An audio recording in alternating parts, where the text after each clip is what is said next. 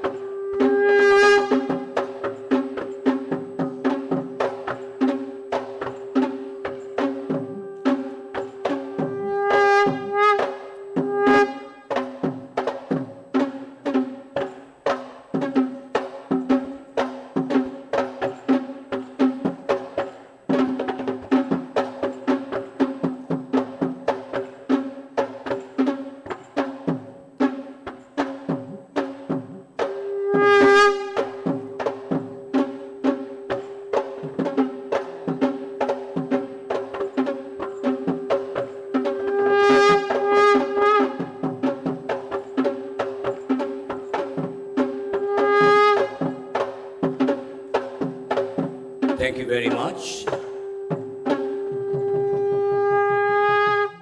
Can I now request all of you to rise for the national anthem, followed by the IESL theme song, which was written by Mr. Bandula Nanakaravasam.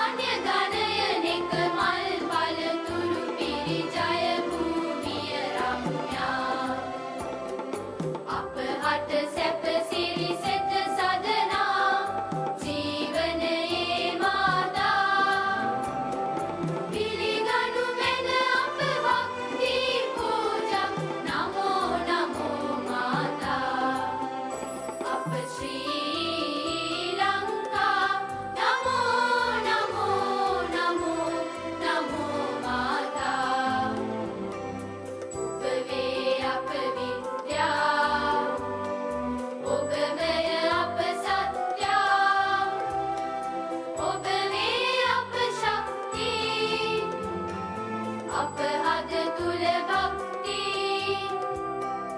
ඔබ අප ආලෝකේ අපගේ අනුප්‍රාණේ ඔබ අප ජීවය වේ අප මුක්තිය ඔබ වේ නව ජීවන දෙමිනේ නිකින අප පුබුදු කරන් මාතා ඥාන වීර වඩවමින රැගෙන යනු මැන ජය භූමි කරා එක මවකගේ දරු කැල බැවිනා යමු යමු වී නොපමා ප්‍රේම වඩා සැම වේද දුරැලදා නමෝ නමෝ මාතා අප ශ්‍රී ලංකා නමෝ නමෝ නමෝ නමෝ මාතා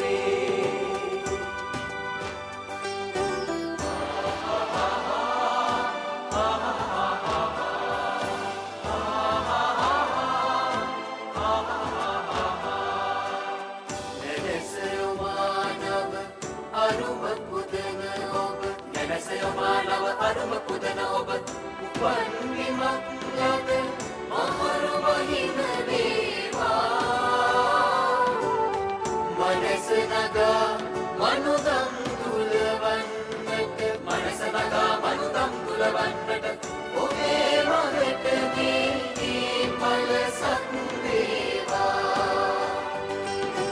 ඉරහඳ ඔබමයි දකින අසන සිව් දිග ඔබමයි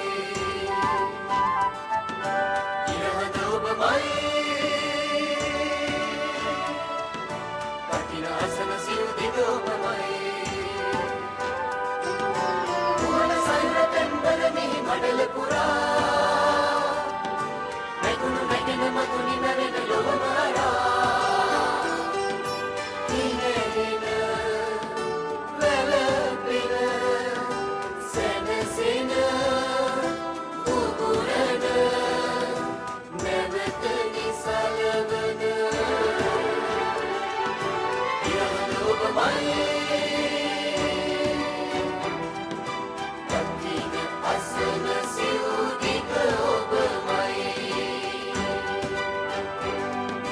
සූරි සංගිරේ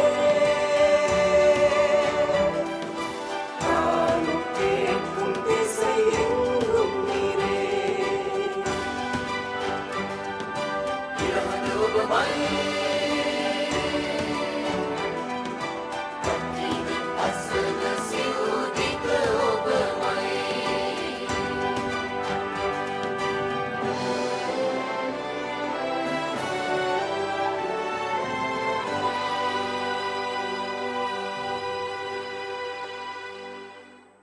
Thank you very much. You may be seated.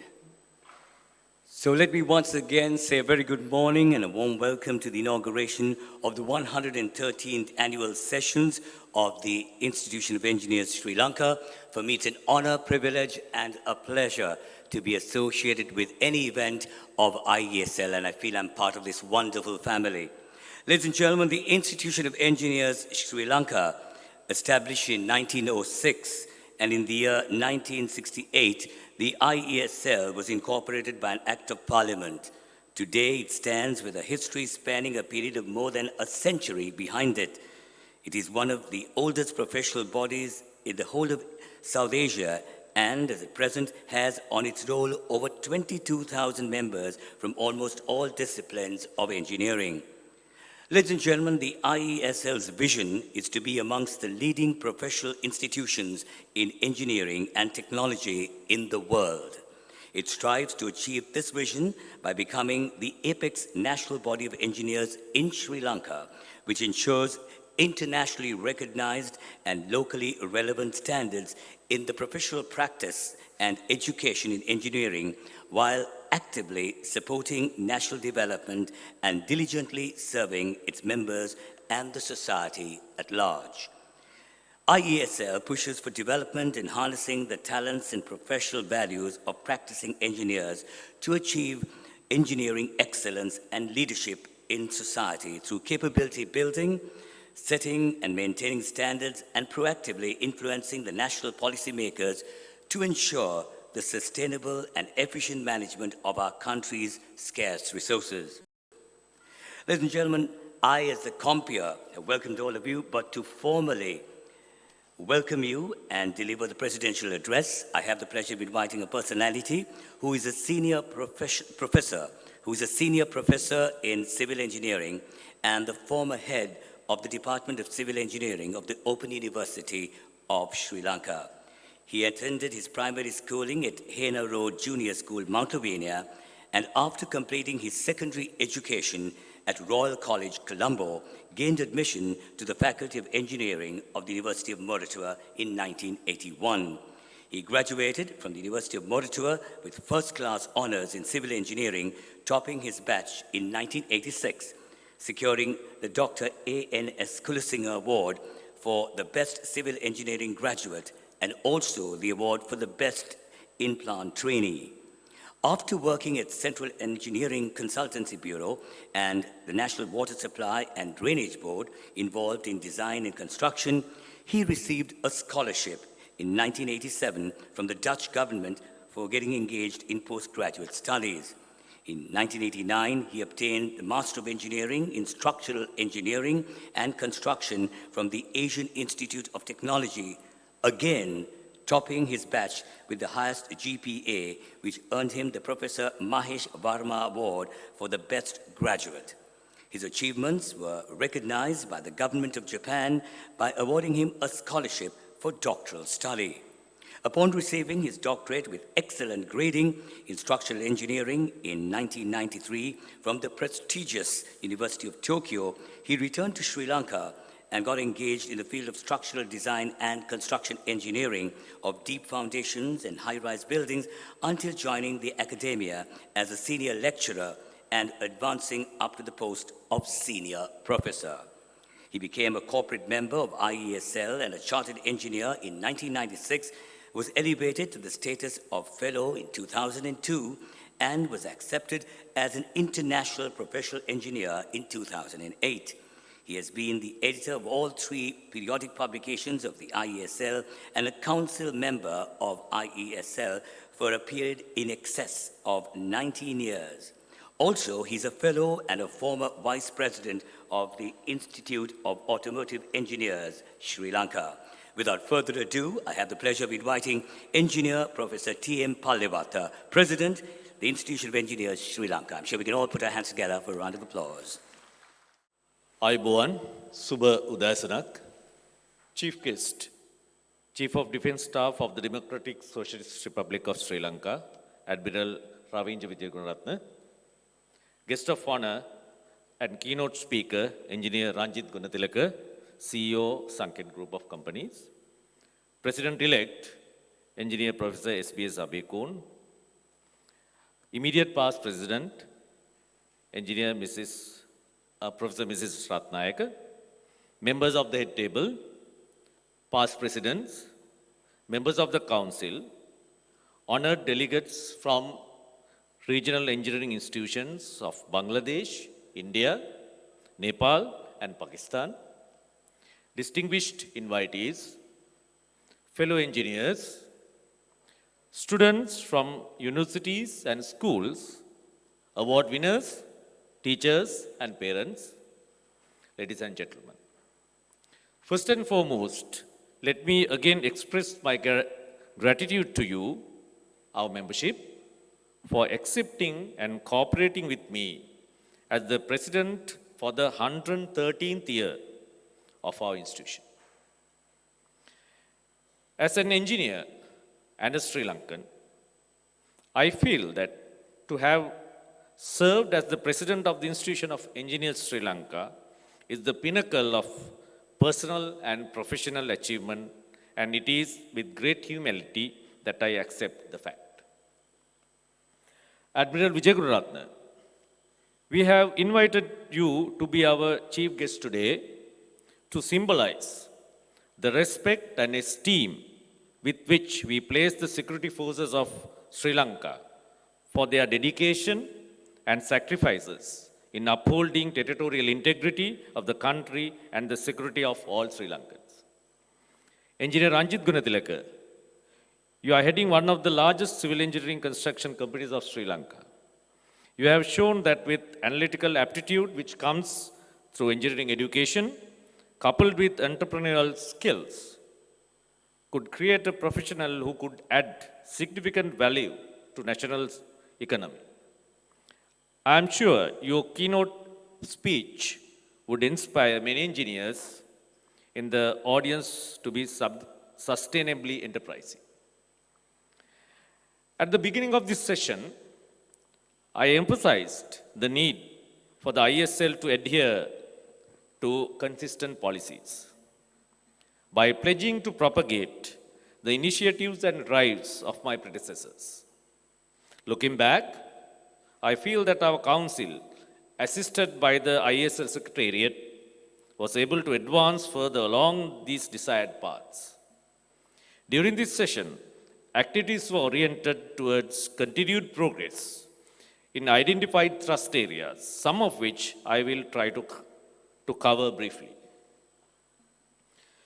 In line with preparing ISL for the implementation of the Engineering Council Act, we have continually assisted the newly formed Engineering Council of Sri Lanka, ECSL, chaired by our President-elect and serviced by 6 more chartered engineers nominated by the ISL, providing physical space, monetary assistance, and financial administration. Further, to encourage our members to register at the ECSL, Engineering Council of Sri Lanka, the ISL Council approved the payment of the registration fee for all eligible members through institutional funds, which amounted to about 18 million rupees. The ceremonial inauguration of the ECSL office at its new premises was held on September 17th of this year in the presence of His Excellency the President of Sri Lanka, who declared the same day as the National Engineers Day, which is a significant finding or significant achievement for our engineers in Sri Lanka. It should make us feel proud that the state has identified the major role played by us in practically all segments of the society. In this context, I feel it is both significant and timely to announce to you that the United Nations has decided this year itself to proclaim the 4th of March as the World Engineering Day for Sustainable Development. Then, for the next step of development of engineering education up to international standards, we have fulfilled the continuous review norms under the International Engineering Alliance, IEA, to continue as a signatory to the Washington Accord on accreditation of educational standards for engineers and provisional signatory status to the Sydney Accord on accreditation of educational standards for engineering technologists, to which levels the national higher education system in engineering and technology would be inspired. As a new initiative along this line, a council-appointed team is working on a national policy on engineering education. Further, to ensure the high knowledge and intellectual levels required to follow engineering degree programs intending to be recognized or accredited, we have continued to emphasize on benchmarked entry qualifications maintained by the ISL. It is also noteworthy to record that the agreement under IEA on the mobility of professional engineers, that is known as the International Professional Engineer Agreement, IPEA, signatory status of ISL due to review in 2019 was successfully concluded by providing all the necessary information to the international body.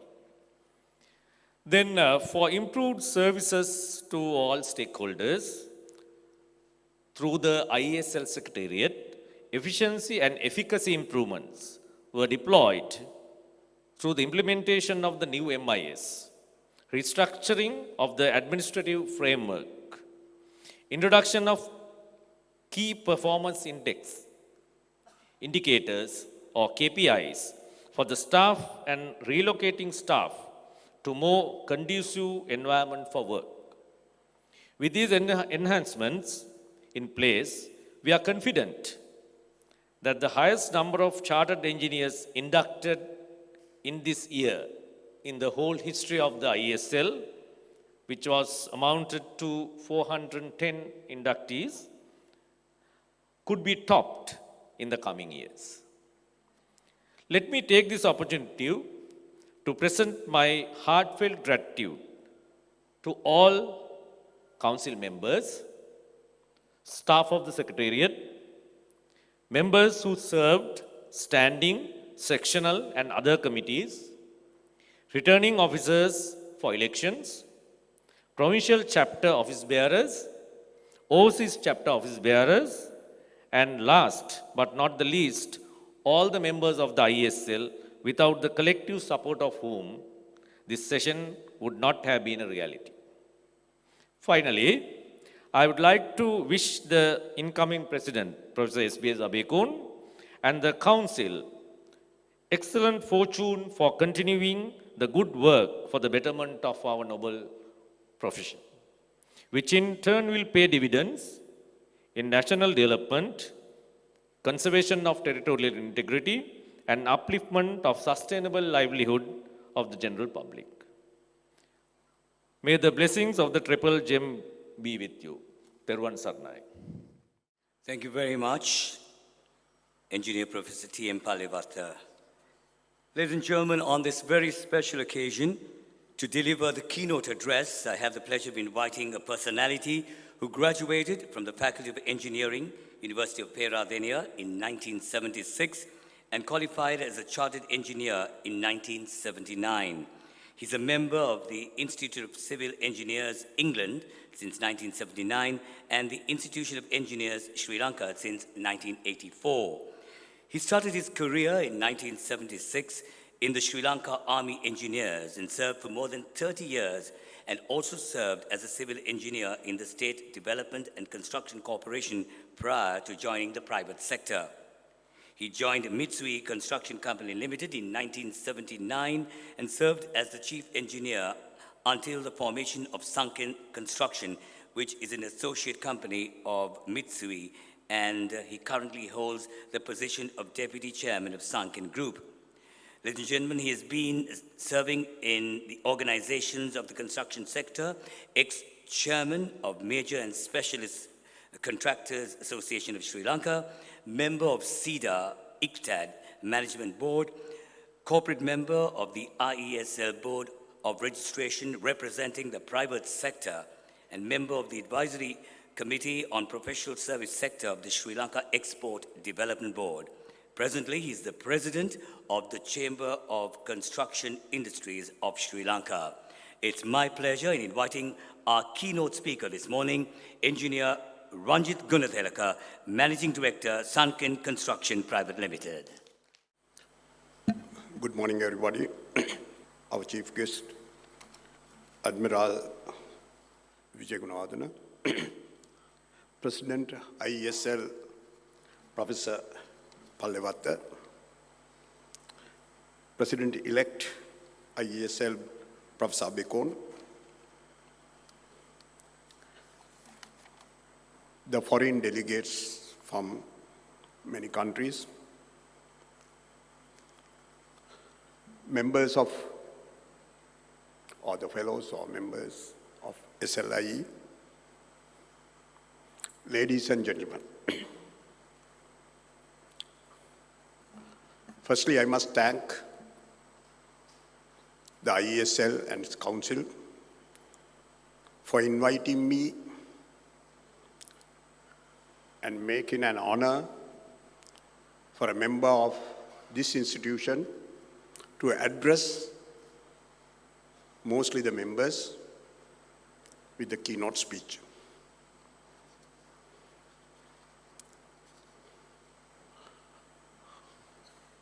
Today I am here as the Managing Director of Sunken Construction, and also I am heading Chamber of Construction Industry as the President of the industry, as an engineer. Before I get into my main speech, it's always what I do, I want to understand or assess the audience.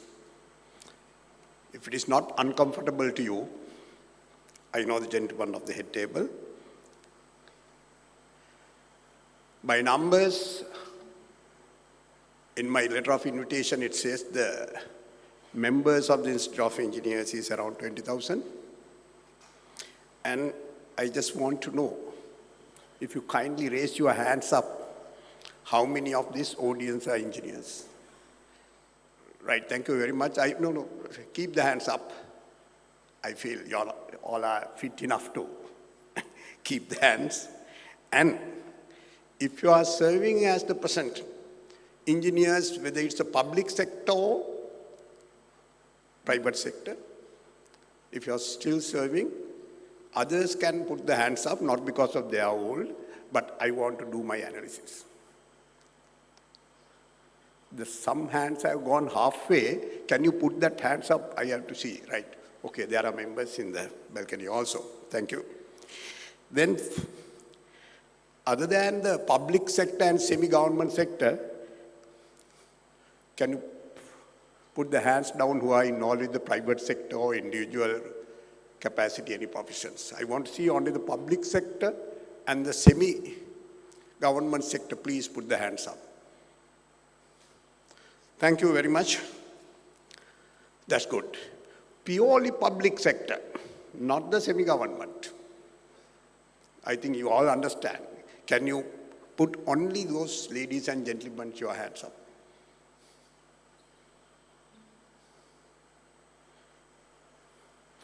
Yes, thank you very much.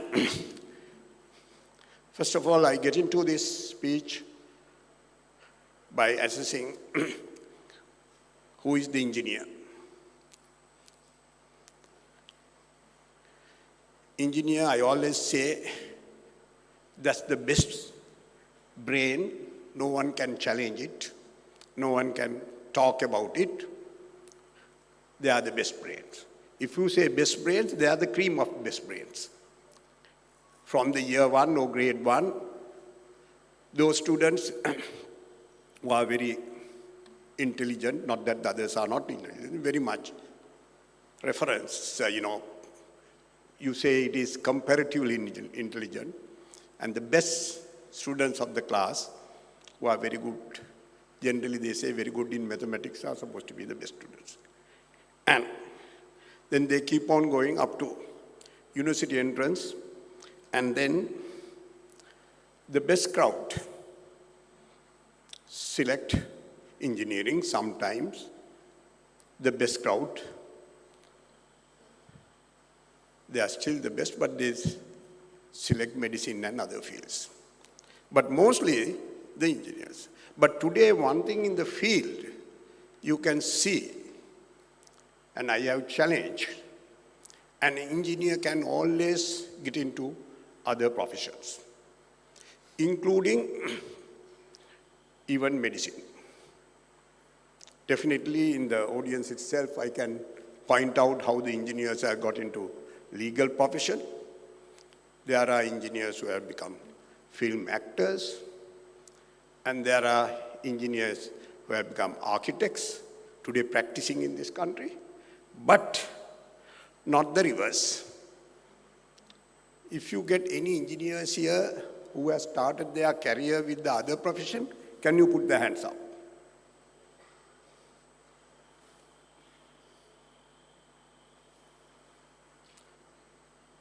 Yes, there's one gentleman. I will come there and thank you. Can you please tell me what's the profession that you started?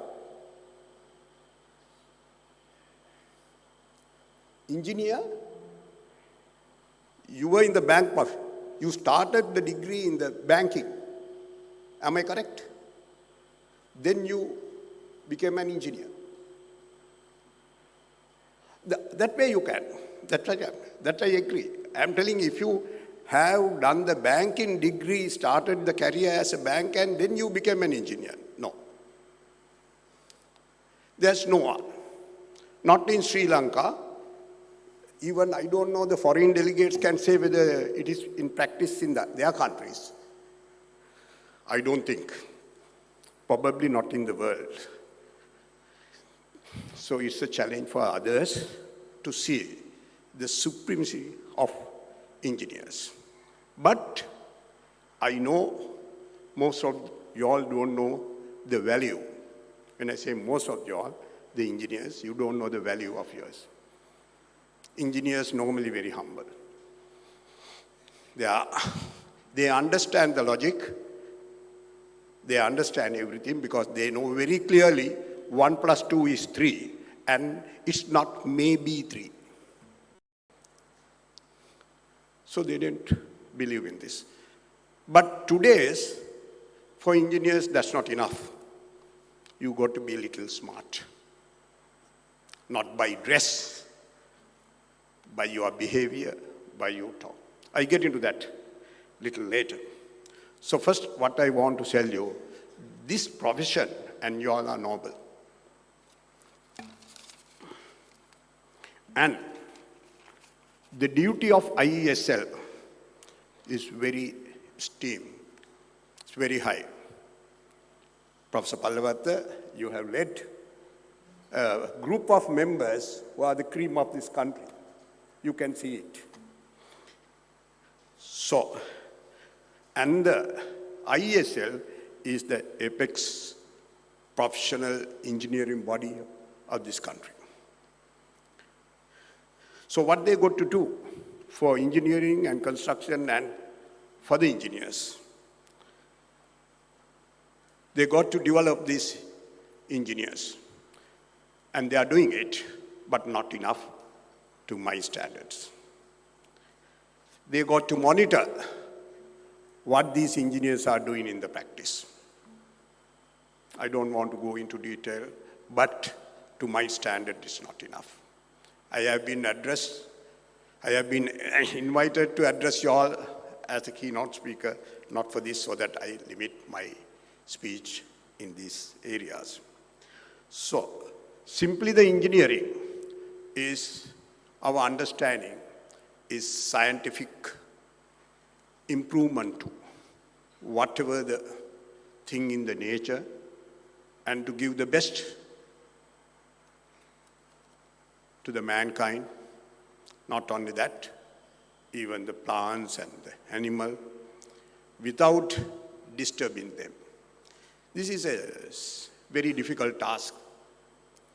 And to what extent we have achieved that is, all of you know very well. And I will just try to get into few areas of data what I got during the weekend, because I got to prepare for the speech. And the Association of Engineers in Ceylon, they started in 1906, which is about exactly 113 years back.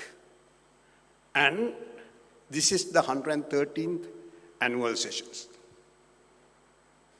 If both are correct, because 113th is the information that I got from the institute, that means continuously they have had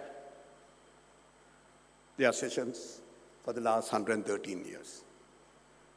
Whether that was the Second World War or the First World War, or whether the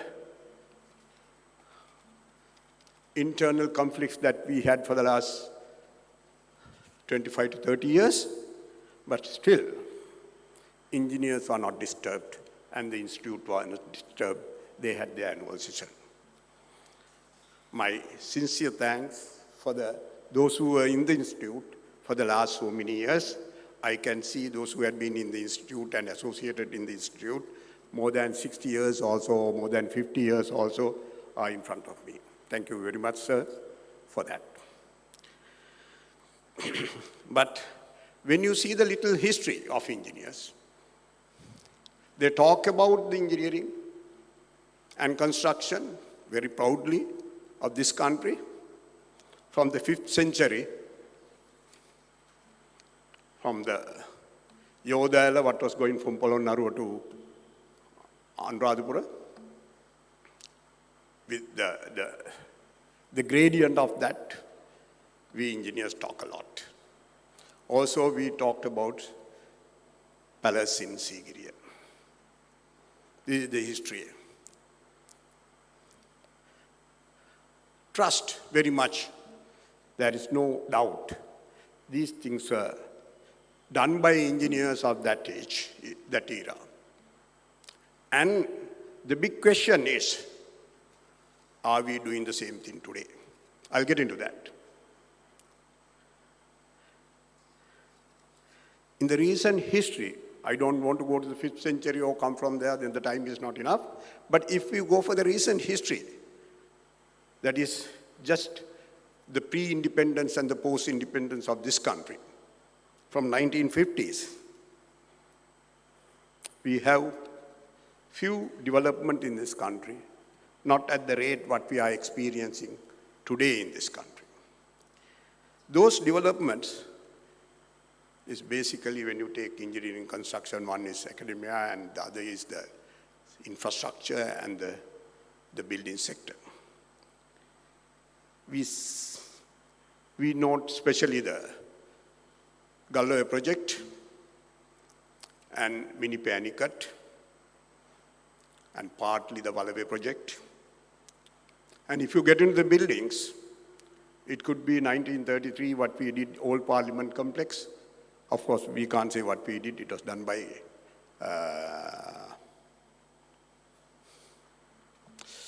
it's a Manon, no, I can't remember the name. It's a British and Indian-based company. Then the Selinco building came up in 1960 as the tallest building in 1960 at the 14th story. But when you take it from there, but of course the development done during the British period for infrastructure and also building sector, today when we analyze, when we see, that is huge. Road network, railway network, and the buildings what you see all over the country, especially in the Colombo Fort area or other urban areas of this country, is a huge. And the recent development, what you experience today, before that, I wish to discuss a bit of our engineering education. Today, the engineers here, probably mainly they are from Peradeniya and Moratuwa. Always the word Peradeniya comes to me first, even in the alphabetical order, the Moratuwa is first. But yet, those major institutions plus other faculties which came, Ruhuna, Jaffna, and now the Jayewardenepura also, right? There are 5, are there any new ones? I'm not sure about it. No, only these 5. Engineering, yes. So, with that, the number of graduates passing out is around 1,300 to 1,500 per year. When the first engineering was started in this country, in 1960, around that is in Colombo. Then it was taken to Peradeniya in 1964-65. But that time, the number of graduates, not even 10% of passing out from here, it may be around 100. These figures can go a little up or down because I am not sure. Maybe I saw Engineer Lanka, Vijay Singh was here, maybe she would be able to tell about those batches numbers.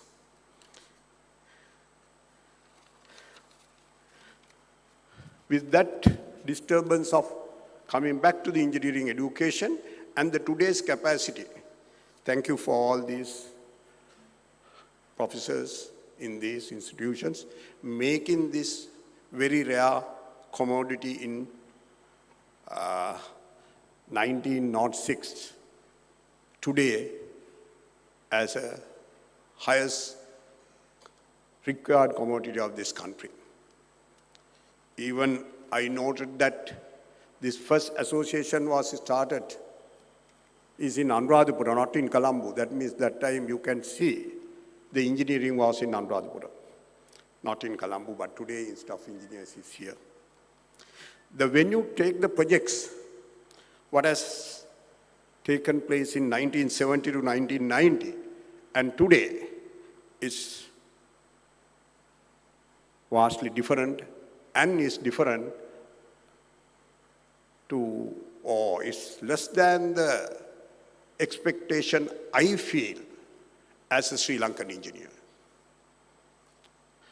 in 1950s to 1970s, when we did this Galloya and other Wallaby and these selling costs, there should have been some sort of a much contribution by the Sri Lankan engineers.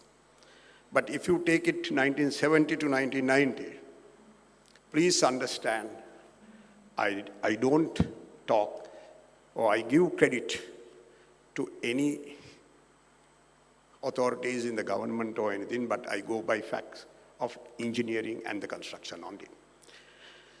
So, if you can remember how we started the Polgolla Barrage by State Engineering Corporation in 1970 or 72, then starting with that under the Mahaveli Development Board is both a tunnel to Ambanganga and also both a power project. That's the power project and the part of the tunnel or the full tunnel was done by Ceylon Development Engineers. It's a private sector construction company. And under that, the STNCC, which I fortunate to work for 1 year, State Development and Construction Company was a subcontractor because STNCC was not pre-qualified to undertake that, but the CD was pre-qualified after doing Muskel project. Then after that, SDNCC was pre-qualified and they undertook to do the Canyon Power project and they successfully completed. The timing, whether it's a delay or anything, we have no idea. But today, where is this SDNCC? It's a question. Is it IESL directly or indirectly responsible for the task of these institutions? I am not making allegations, but I am hurt on this engineering development, though we have taken right from the beginning. These institutions must get into that and see nothing that engineers can't do in this country. Then you take it not yesterday. Yesterday was the Moragakanda project or something like that. Before that, Victoria, Nandanigala, Rantabe, and Kukuleganga, Ginganga, all these projects. And today, Moragakanda, Umaya, these projects. What is Sri Lankan engineers' contribution? Certainly CECB is doing a role, I know that, but is that enough? That's a question that we keep it in the engineering future of this country. These engineers must take care of that. When it comes to the future, that's also same. That is for this development. We can't talk, we can't criticize of anything, but we must get into that. For example, I should say, not to put me up, but in 1980, or the 79 when I joined and when I was chief engineer of Parliament Complex, I was in my 20s, but we worked very hard. When they wanted to do the Hilton project, I can see I wouldn't have, for that whole period, I wouldn't have taken a single day leave. But is it the case today with our graduate engineers, especially young engineers? If so, I'm very happy, but I don't think so. Then, when we take even this building itself, when it came in early 70s, there's no engineering contribution to this building. If you take it, many buildings in the country today, what is being done, what is putting up, there's hardly contribution by the Sri Lankan construction organization. Of course, design side there is, but engineers have become a bit lazy. That is why I wanted to do that analysis. How many of y'all are not engineers or not, but if there is only 2, 3, and majority of this audience is, otherwise I wouldn't have made this statement. So, now we can talk about but how to find solution, how we see it, what we should do. Innovative solutions for engineering and how we see its sustainability. This is the theme of this, what in my invitation noted. Yes. In the engineering, 50% today, even my batch or my seniors are here, their batches, or the juniors, very juniors, those graduates passing out yesterday or the last year. It's a very conservative figure if I say 50% is brain drain. 50% is brain drain. This cream of brains going out after we give the education, our mothers feed milk, put their very smart and beautiful girls and boys, then these engineers go out. So we have to do something. You can't restrict their freedom, but we have to do something. We have to see that how the rapid development, what is taking place in today, how much engineers that we can keep, what better we can give this in society for those engineers in par with others. I don't want to go into figures of this. It's very pathetic how the engineers are paid, how the engineers are remunerated in this country. At least there should be some sort of a measure to get the best engineers to sum it up and see that how they should be paid. Then, as the final solution, as I said,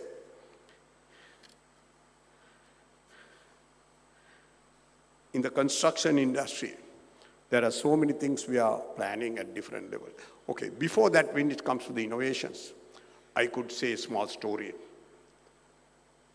I know when we passed out, I passed out in early 70s. Dr. Kulasinghe is a known name of this country. Very, very rare engineers, maybe very few others to compare with him. But we had these precast systems, precast buildings, all that is coming up in 60s, late 60s and early 70s. The People's Bank headquarters, what is in Fort, and other side of the road, National Housing Authority, and Labor Secretariat in Narayangpeta, and State Engineering Corporation itself, those are precast buildings. In 1984, when Mitsubishi had some work in Singapore, and we were behind the schedule, and there was no way of putting up that. That is about 24, 30-story building. So the Japanese wanted to adopt some precast system, and that is the only way of catching up the schedule. But according to the contract, the client and the engineer is prepared to consider any precast approach with the precast component, but that period of negotiating is not getting as an extension to the contract. So they searched and they finally said, Ranjit, it is in your country this precast system is most advanced in this region. In early 70s, you have done precast buildings in Sri Lanka and not in Japan and not in Singapore. Today, where we stand, what is State Engineering Corporation doing? Who is going to find solution for them? Don't blame politicians. Don't blame bureaucracy. Blame yourself, and I blame myself. if we have failed in that. Very pathetic. But yet, time is there, especially for young engineers, right, to look into this seriously. So how it will be done? The country today has a national policy on construction that all of you know. 2014, by Act, we have passed in the Parliament what's the national policy on construction. The Ministry of Housing Construction, or whatever the ministry in charge of the construction, will be the policy makers of national construction policy. And the CEDA, Construction Industry Development Authority, by Act, that's the monitoring and regulatory body of the construction industry in Sri Lanka. And finally, it's the Institute of Engineers, the apex professional body, got to execute these in this country with other professional bodies, whether it's architects, quantity surveyors and all. We need the help of all these professionals. And it is laid down. If anyone is doing against the CEDA regulations, rules, that is noted as corruption. So please be aware. And the Chamber of Construction Industry is taking care as the apex representative body of all these professionals, corporate bodies and individuals.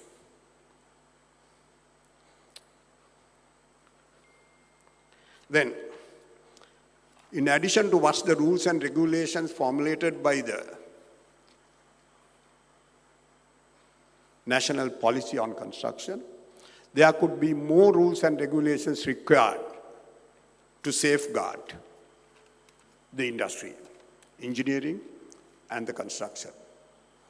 So the Institute of Engineers is represented in the National Construction Council, I think at the highest numbers, for them to propose and taken up in the National Construction Council and then forwarded to the Construction Industry Development Authority for the regulate and word it. Unfortunately, the system wants all things done. To publish in the Gazette will take fairly long time, but don't give up. It's been done, so you can do it. Last,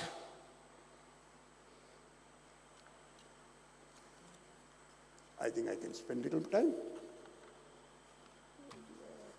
President, another few minutes for me to speak, another few minutes. What we now being discussed and drafted in the industry is the code of conduct, ethics and practices of these professionals. It's been drafted, discussed, does it some adjustments because it took long time, because a lot of things should go into.